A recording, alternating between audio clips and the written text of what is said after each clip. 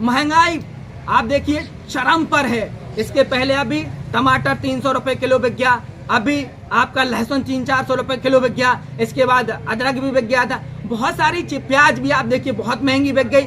तो आज का घर परिवार का राशन आप दाल देखिए कहाँ पहुँच गई है, तेल देखिए अब कहाँ पहुँच गया है, आटा देखिए कहाँ पहुँच गया है। इतनी चरम पर महंगाई है कि जो हमारे मिडिल क्लास के, जो हमारे रोज गरीब मजदूर हैं, जो रोज मजदूरी करने जाते हैं, वो अपने घर का भरण पोषण किस तरीके से करते होंगे आप समझ सकते हैं। 2 वक्त का खाना भी उनको सही से नसीब नहीं हो पाता है।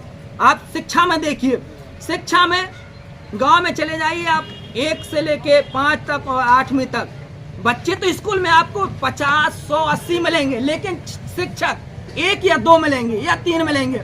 उनमें से भी आपके जनगणना में उनका काम लगा देते हैं। कोई मंत्री आता है तो उनकी ड्यूटी लगा देते हैं, कोई संतरी आता है तो उनकी ड्यूटी लगा देते हैं, कोई वीआईपी आता है तो उनकी ड्यूटी लगा देते हैं, मतलब सारे काम उनसे ही करवाते हैं। क्यों? साथ ही साथ किसान आवारा गायों से, पशुओं से बहुत परेशान है।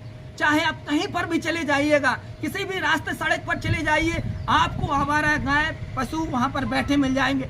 आए दिन आप देख रहे होंगे कि हमारे परिवार के, हमारे भाई, हमारे मित्र, हमारे रिश्तेदार एक्सीडेंट होता है, अकाल मृत्यु हो जाती है। साथ ही साथ ट्रकों से, 4 पहिया वाहनों से, बड़े बड़े ट्रकों से आवारा गाय एक्सीडेंट होते हैं, मर जाते हैं।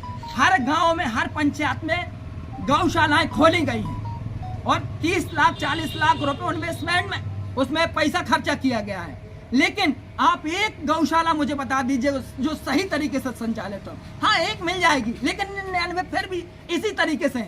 आखिर गायों पर राजनीति करने वाली हमारी बीजेपी सरकार क्यों ध्यान नहीं दे रही है? अरे हम गाय पर केवल राजनीति करते हैं, लेकिन गायों के लिए करते कुछ नहीं है। अभी आपने देखा होगा कुछ दिन पहले मैं ओबीसी महासभा संगठन के साथ में और बहुत सारे किसान भाइयों के साथ में राजनगर तहसील में आवारा गाय हजारों गाय लेकर आए थे। उस पर हम लोगों ने कहा था कि अगर इन लोग गायों को आप संरक्षण सुव्यवस्था नहीं कर सकते हैं तो आप क्या करेंगे? तो उन्होंने कहा 15 दिन में हम इन गायों के लिए व्यवस्था करेंगे।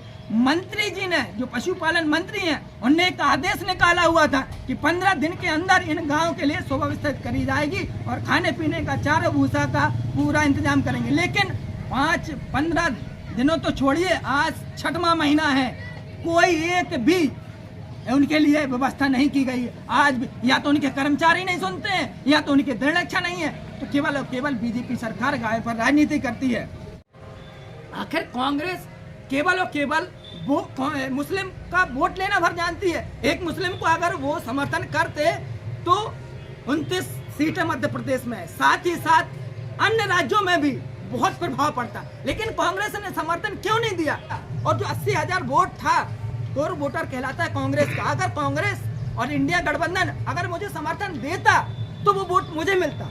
क्योंकि आपने देखा होगा, मैं 5 साल में पत्रकारिता के भी करता हूँ, साथ ही साथ चाहे पीड़ित की आवाज हो, चाहे अन्य, मेरे ऊपर मुकदमा भी दर्ज हुए हैं केवल और केवल पीड़ित लोगों की आवाज उठाने पर। और देखिए, भले ही आरबी प्रजापति जी मेरे विरोधी हैं, लेकिन कल देखिए उनकी कितनी बेइज्जती करी गई। एक पीछे फ्लैक्स लगाया था, उसमें फ्लैक्स में उनकी एक फोटो नहीं लगा पाए, वो एक फोटो, जबकि वो सांसद प्रत्याशी हैं। आखिर क्यों? साथ ही साथ आपने देखा होगा, आप लोग कवरेज करने गए हैं, सोफा डला हुआ था, जो अन्य नेतागण थे उनको सोफे पर बैठाया गया था, लेकिन आरबी प्रजापति जी को एक कुर्सी दी गई थी और वो भी बिल्कुल पीछे की तरह। इतनी बेइज्जती क्यों?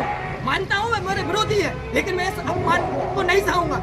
मैं इसके लिए घोर निंदा करता हूँ जो इंडिया गठबंधन है, क्योंकि वो केवल और केवल राजनीति कर रहे हैं। और हम अतिथि शिक्षकों की आय को डबल करेंगे, उनकी जो सैलरी उनको डबल करेंगे, साथ ही साथ परमानेंट करेंगे। लेकिन आज तक अतिथि शिक्षकों को 5 महीने 6 महीने से वेतन नहीं मिली। आप भर्ती तो छोड़ दी, परमानेंट तो छोड़ दीजिएगा, अब उनके घर परिवार कैसे चल रहे होंगे आप बेहतर समझ सकते हैं। आखिर क्यों नहीं? आपने देखा होगा केंद्रीय विद्यालय की घोषणा हमारे सांसद जी ने की हुई थी, लगभग 5 साल से ज्यादा उसका समय बीत गया है, लेकिन आज तक केंद्रीय विद्यालय नहीं खोला गया। जब भी आप लोग पत्रकार साथी उनसे सवाल करते हैं तो कहते हैं कि हाँ ये हो गया है, ये हो गया है, लेटर जारी हो गया, हमने बिल्डिंग देख ली, जमीन नहीं मिल रही, ऐसा चल रहा है, लेकिन अभी भी चालू नहीं हुआ है। मणिपुर में सैकड़ों कितनी वीडियो फोटोज वायरल हुई। एक बार भी हमारे आदरणीय प्रधानमंत्री जी ने बोला, एक बार वहां पर गए? नहीं गए, कुछ नहीं बोल रहे हैं। आखिर क्यों नहीं बोल रहे? आप क्यों नहीं जाना चाहते? आप पूरे प्रदेश हैं, वहां पर घूम रहे हैं, आप विदेशों में जा रहे हैं, लेकिन आप मणिपुर नहीं जा रहे। क्यों? क्या वो हमारी माताएं बहनें नहीं है? क्या उनकी इज्जत नहीं है? क्या उस पर आप बोलेंगे तो आप गड़बड़ हो जाएगा सब कुछ? आखिर क्यों? बोलना चाहिए, लेकिन कुछ नहीं बोल रहे हैं हमारे प्रधानमंत्री जी। सहारा समूह में 10 से 15 करोड़ लोगों का 5,000 करोड़ रुपए फंसा हुआ है। लगभग 10 साल हो गया है और हजारों कर्मचारियों ने का पैसा भी फंसा हुआ है और सैकड़ों लोगों ने, कर्मचारियों ने आत्महत्या कर ली, लेकिन आज तक सहारा पर कोई बात नहीं करना चाहता। आखिर क्यों नहीं बात करना चाहते? क्या वो पैसा नहीं है? क्या आपकी सरकार है? आप नियम कायदे कानून बना सकते हैं, आप चाहें तो लोगों का पैसा दिला सकते हैं। आपने अभी एक पोर्टल लॉन्च किया था, उसमें आपने रजिस्ट्रेशन करवाया, उसमें नंबर डलवाया, आधार कार्ड डलवाया, सब कुछ डलवाया। आज मुझे आप एक व्यक्ति बता दीजिएगा जिसके खाते में 10,000, 20,000, 50,000 रुपए आया हो। एक के खाते में नहीं आया होगा, लेकिन बात करते हम लोगों का भला करेंगे।